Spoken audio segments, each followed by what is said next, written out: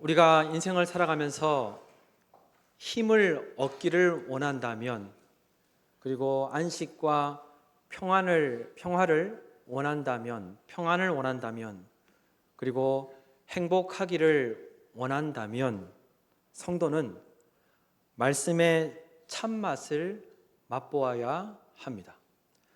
말씀이 어떤 능력이 있는지, 말씀의 참맛을 맛보아야 우리가 하나님께서 허락하신 이 인생을 온전히 살아갈 수 있다는 이야기입니다. 경영 컨설턴트이자 아주 유명한 베스트셀러 작가인, 그리고 미국에서 가장 영향력 있는 25명 중에 포함되었던 여러분, 스티븐 콥이라는 사람을 아십니까? 이름만 들어서는 잘 모르시겠죠. 그의 많은 책들이 20세기에 가장 영향력이 있는 경제서로 선정이 되었습니다. 아마 책 이름을 제가 말씀드리면 한 번쯤은 들어보셨을 법할 것입니다. 성공하는 사람들의 7가지 습관, 성공하는 사람들의 12가지 강점, 그리고 원칙 중심의 리더십, 그리고 수많은 책들이 있는데, 이 스티븐 코비가 저술한 수많은 책들이 대부분 다 베스트셀러로 선정되었습니다. 그리고 많은 나라에 팔렸습니다. 그런데 이렇게 성공에 관련된, 리더십에 관련된 책을 써서 많은 사람들을 성공하게 만들었던 이 스티븐 코비가 파산을 했습니다. 망했단 말입니다. 그래서 한 신문사의 기자가 이 스티븐 코비에게 찾아가서 질문합니다. 많은 사람들에게 그토록 성공의 영감을 안겨준 당신인데, 당신은 왜 파산했습니까? 많은 사람들이 당신을 통해서 성공의 영감을 얻고 삶의 자리 가운데 많이 성공한 사람들이 많은데 왜 당신은 파산했습니까? 그랬더니 스티븐 코비가 아주 놀라운 대답을 합니다. 내가 책에 쓴 대로 살지 않았기 때문입니다. 코비는 성공을 위해서 많은 책을 저술해서 많은 사람들을 성공하게 만들었는데, 정작 본인은 자신이 책에 쓴 대로 살지 않았기 때문에, 내가 쓴 책에 그대로 내가 살지 않았기 때문에 내가 파산하게 되었습니다. 내가 망하게 되었습니다. 라고 그렇게 이야기하였던 것이죠. 여러분, 아는 사는 것은 하늘과 땅의 차이의 결과를 가져옵니다. 하늘과 땅의 차이를 가져오게 된다는 겁니다. 아는 것과 사는 것은 이만큼 큰 차이를 가져오게 된다는 거예요.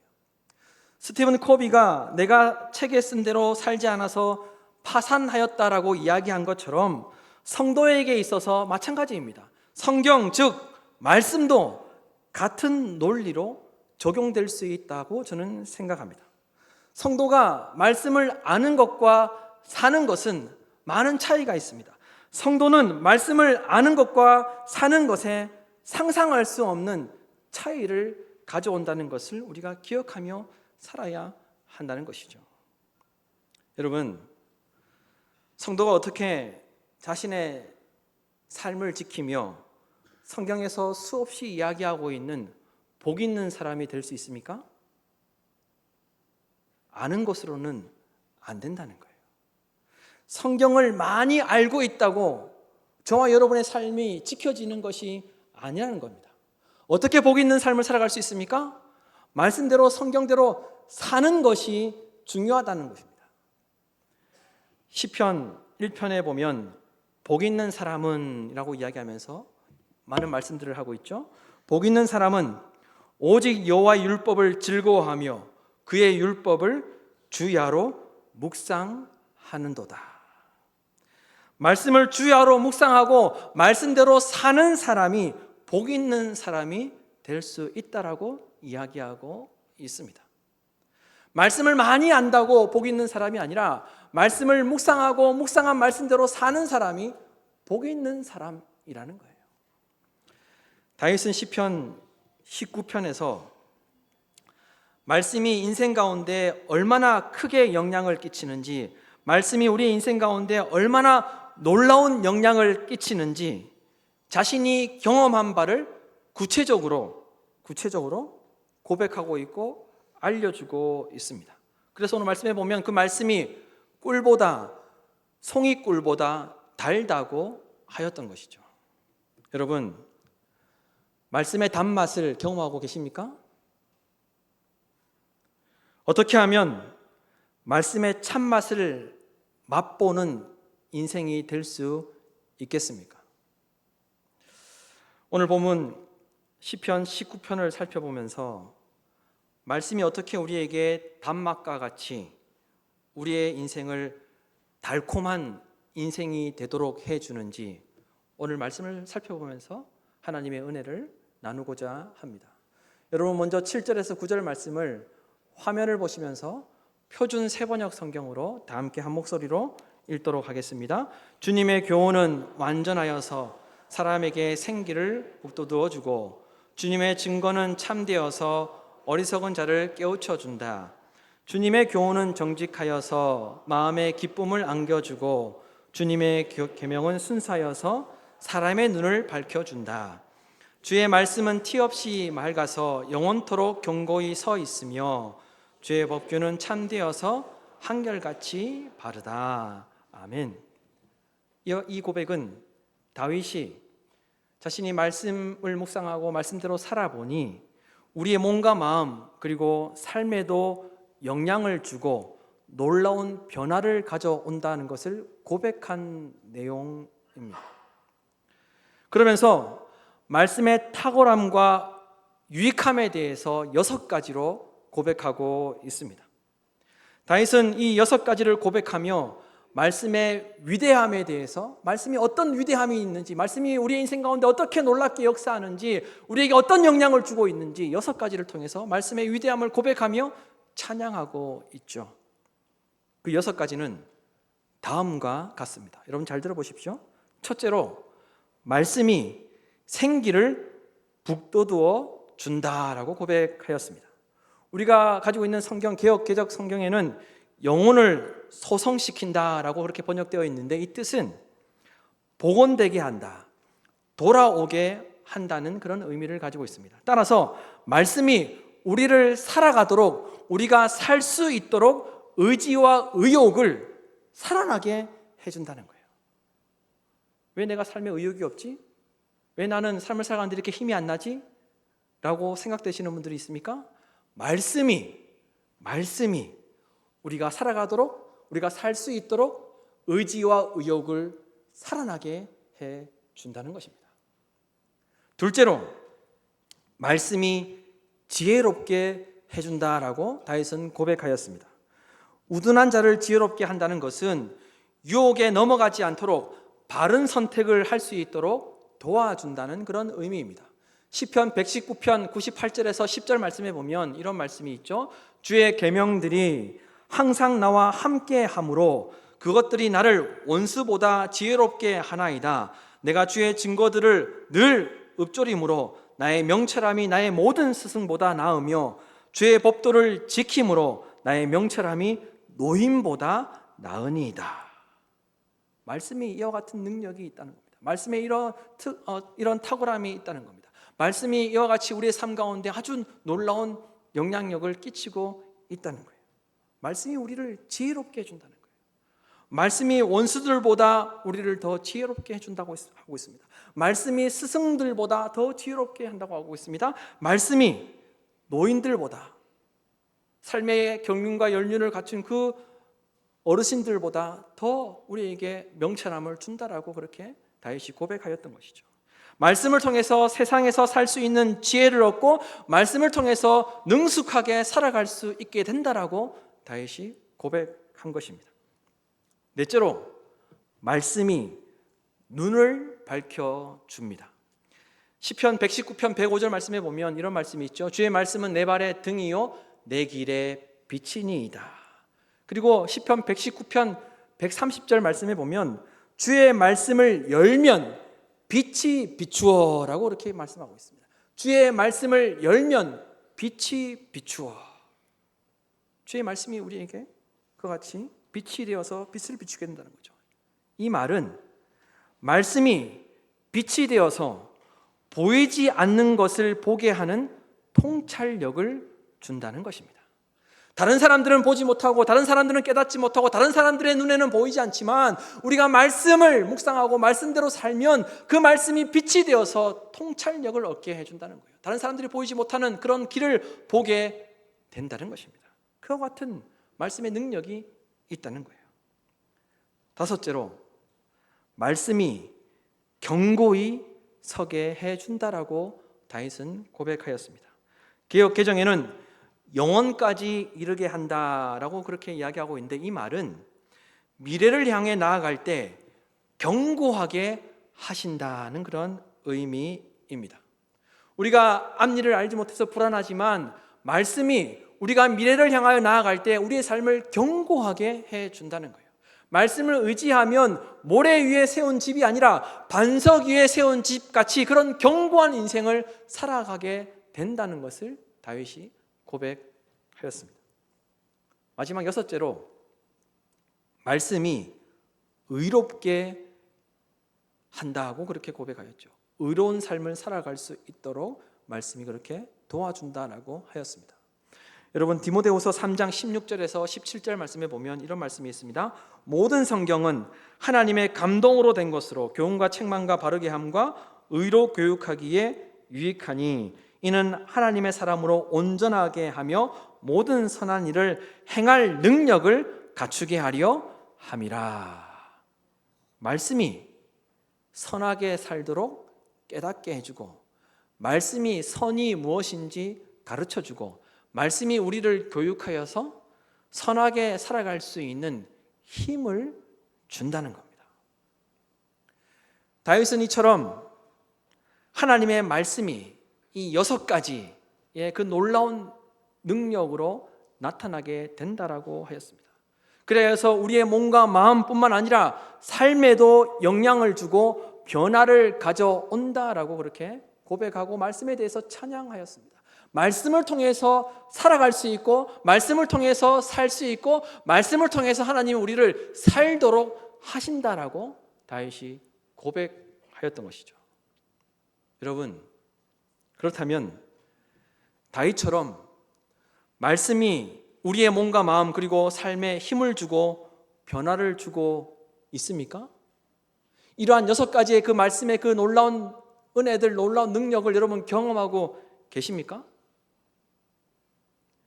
만약에 그렇지 못하다면 왜 말씀의 탁월함과 유익함을 그리고 말씀의 능력을 경험하지 못하는 것입니까?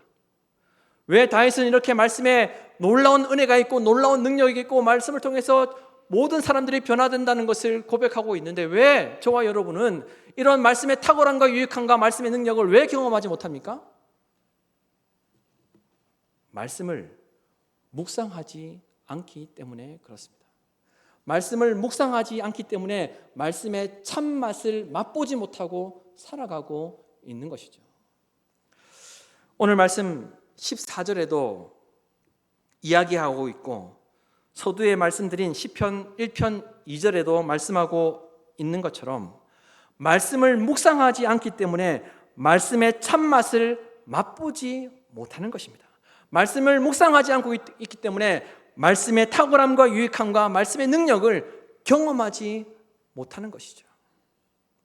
여러분, 그렇다면 묵상이라는 것이 무엇입니까? 묵상이란 히브리어로 읊조리다, 중얼거리다, 그리고 으르렁대다는 그런 뜻이 있습니다. 우리가 이 묵상이라는 이야기를 많이 들었을 때 읊조리다는 말은 많이 들었겠지만 이 중얼거리다, 으르렁대다는 말은 생소하게 느껴지실 것인데 이런 의미도 있습니다. 뿐만 아니라 의도적으로 오랫동안 생각한다는 뜻도 있습니다.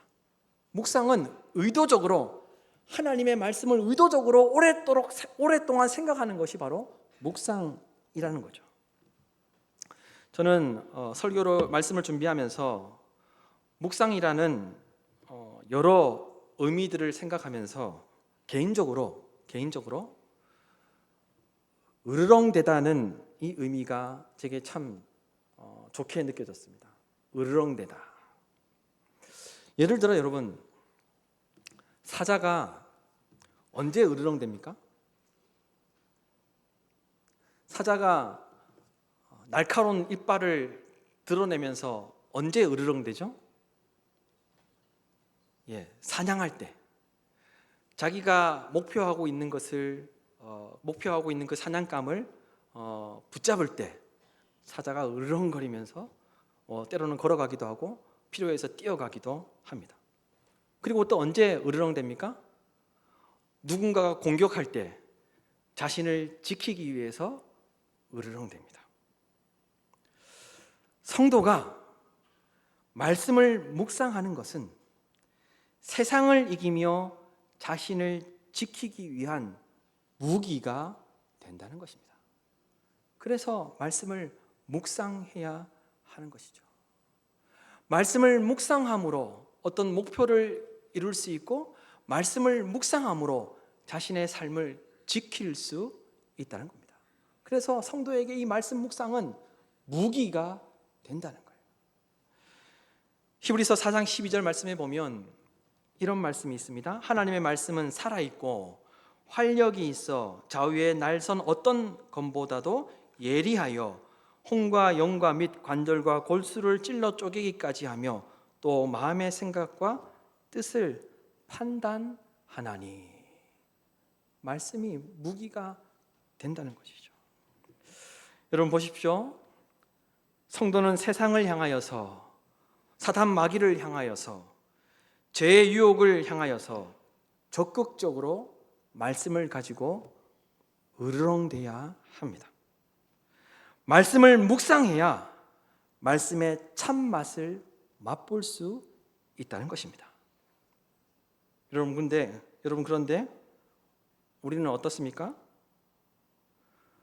말씀을 묵상하기보다, 말씀을 묵상하며 세상을 향하여서 으르렁대기보다 우리는 어떻습니까? 많은 경우 내가 처해 있는 그 안 좋은 환경을 오랫동안 의도적으로 묵상합니다. 그리고 그 환경에 대해서 불평하고 으르렁댑니다. 또 언제 으르렁댑니까? 남편의 잘못을 오래도록 묵상하고 남편에게 으르렁댑니다. 여러분, 다윗이 고백한 것처럼 말씀의 탁월함과 유익함과 그리고 말씀의 능력을 경험하기를 원하십니까? 그렇다면 환경을 묵상해야 될 것이 아니라, 어떤 사람을 묵상해야 될 것이 아니라, 나에게 처해 있는 그 환경을 오래도록 생각해야 될 것이 아니라 말씀을 묵상하셔야 합니다. 말씀의 지배를 받으셔야 합니다.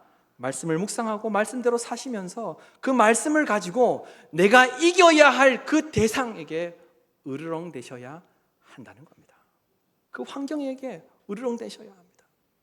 말씀을 묵상하고 말씀대로 사셔야, 말씀을 묵상하고 세상을 향하여서, 그 환경을 향하여서 으르렁대야 말씀의 그 놀라운 탁월함과 유익함과 말씀의 능력을 경험할 수 있다는 것입니다. 간절히 바라기는 그리하여서 하나님의 말씀의 참 맛을 맛보시는 저와 여러분이 되기를 간절히 소망합니다. 여러분 10절에서 11절 말씀을 보십시오. 10절에서 11절 말씀을 다 같이 읽도록 하겠습니다. 금 곧 많은 순금보다 더 사모할 것이며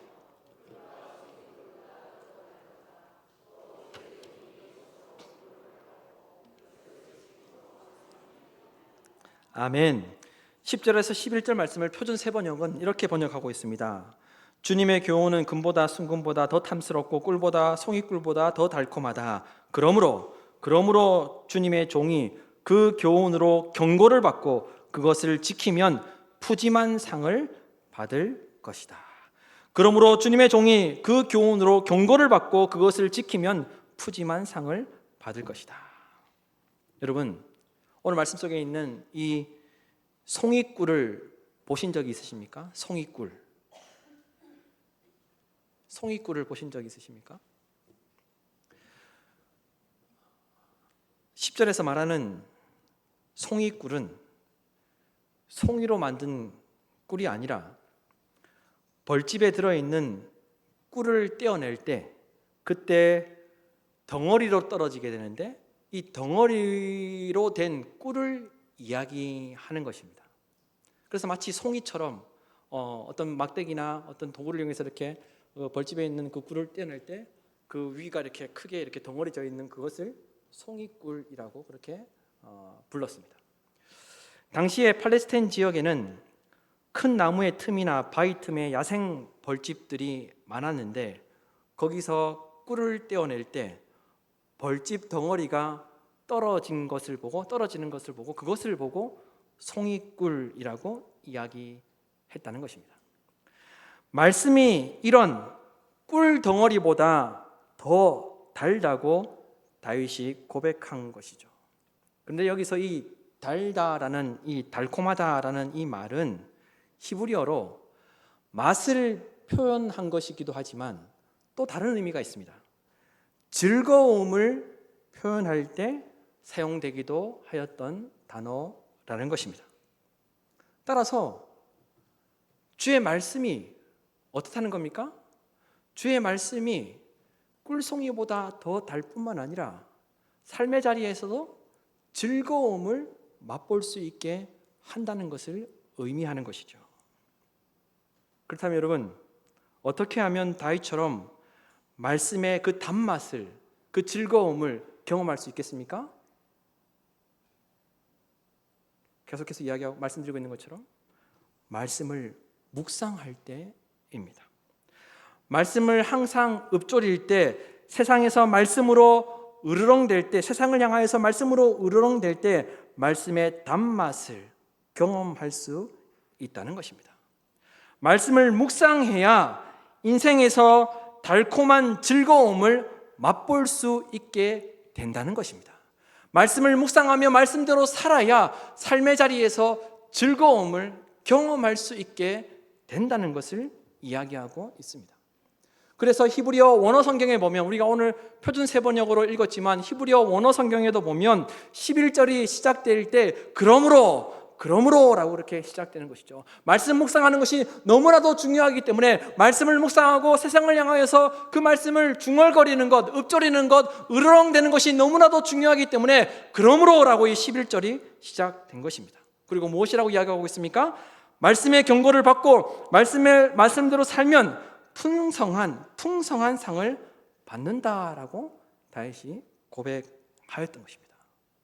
여러분, 우리가 그 말씀의 탁월함과 말씀의 유익함과 말씀의 능력을 경험하기 위해서 말씀을 항상 묵상하며 그 묵상한 말씀대로 살며 세상을 향하여서 그 말씀을 가지고 으르렁대며 살 때 11절의 말씀처럼 하나님께서 큰 상을 주신다라고 그렇게 말씀하고 있습니다.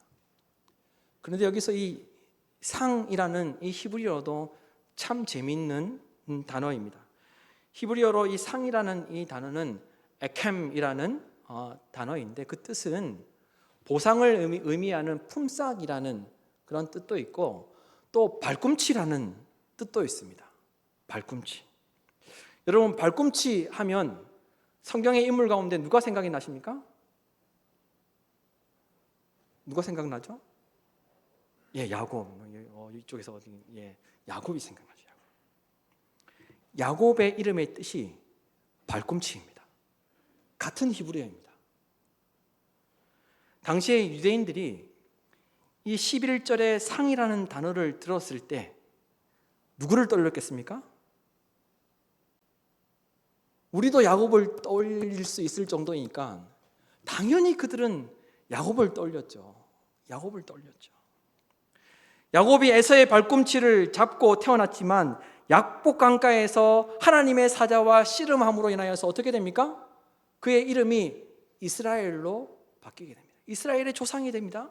뿐만 아니라 하나님께서 그 야곱에게 그 이름만 바꾸어 주셨던 것이 아니라 그 삶이 바뀌게 될 것이다 말씀하셨습니다. 뿐만 아니라 하나님의 놀라운 약속을 야곱에게 해 주셨습니다. 야곱이 감당할 수 없는 상을 받았다는 것을 유대인들은 다 알고 있었습니다. 따라서 말씀을 지키면 상을 받는다는 의미는 무엇을 이야기하는 것입니까? 말씀을 지키면 야곱처럼 푸짐한 상상할 수 없는 놀라운 은혜, 놀라운 은총을 받게 될 것이라는 것을 이야기하고 있는 것이죠. 네가 말씀을 지키면 말씀의 참맛을 경험하게 될 것이다. 놀라운 상상할 수 없는 하나님의 상을 경험하게 될 것이라는 것을 이 다윗이 고백하고 있는 것입니다. 여러분, 말씀의 단맛을 보고 계십니까? 왜 내 인생에는 달콤한 즐거움이 없습니까? 그런 생각을 하고 계신 분들이 계십니까? 말씀을 통해 인생에서 달콤한 즐거움을 경험하고 계십니까? 주일 예배드리며 말씀을 듣는 것도 중요하지만 이것으로 충분하지 않습니다. 말씀을 삶의 자리에서 항상 묵상하지 않으면, 말씀을 묵상하며 그 묵상한 말씀을 삶의 자리에서 으르렁대지 않으면, 말씀대로 살지 않으면 말씀의 참맛을 맛볼 수 없다는 것입니다. 인생의 달콤한 즐거움을 맛볼 수 없다는 거예요. 여러분, 말씀을 묵상하기 위해서 부단하게 노력하셔야 합니다. 계획을 세우고 말씀과 함께하고자, 말씀을 붙잡고 살고자, 말씀을 읽고 묵상하고 듣고자 노력하셔야 합니다. 혼자 있을 때, 시간이 될 때마다, 또한 이동 중에 말씀을 읽고 들으셔야 합니다. 말씀대로 사는 것이 너무나도 중요합니다. 뿐만 아니라 말씀을 함께 나눌 수 있는 구역 예배에도 참석하셔서 하나님의 말씀을 같이 읽고 묵상하며 나누는 그런 시간들이 우리에게 너무나도 중요하다는 겁니다.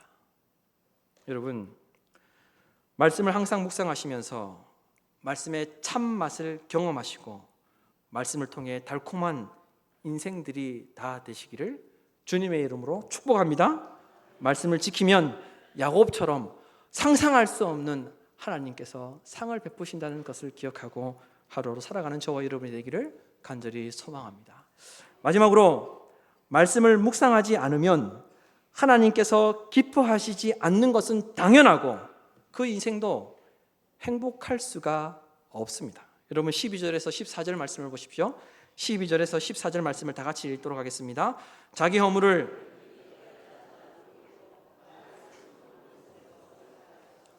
또 주의 종에게 고의로 죄를 짓지 말게 하사 그 죄가 나를 주장하지 못하게 하소서. 그리하면 내가 정직하여 큰 죄가에서 벗어나겠나이다. 나의 반석이요 나의 구속자이신 여호와여, 내 입의 말과 마음의 묵상이 주님 앞에 연락되기를 원하나이다. 아멘. 다윗은 허물과 숨은 허물, 그리고 고의로 죄를 짓게 되는 것을 염려하고 걱정하였습니다. 왜 그렇겠습니까? 왜 다윗이 허물과 숨은 허물과 고의로 죄를 짓는 것을 왜 두려워했겠습니까? 다윗은 이미 밧세바 사건을 경험하였습니다. 말씀이 아니면 스스로를 지킬 수 없다는 것을 경험하였던 것이죠. 인간이 스스로를 통제할 수 있는 능력이 없다는 것을, 인간이 연약한 존재라는 것을 다윗이 이미 경험하였기 때문에 하나님에게 말씀으로 자기를 다스려 달라고, 말씀으로 자기를 지켜달라고, 말씀으로 죄가 나를 주장하지 못하도록 해달라고 하나님께 기도하였던 것입니다.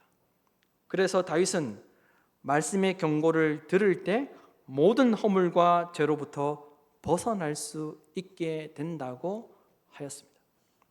12절의 이 허물은 실수를 말하는 것입니다. 그리고 숨은 허물은 자기만 아는 숨겨진 죄를 말하는 것입니다.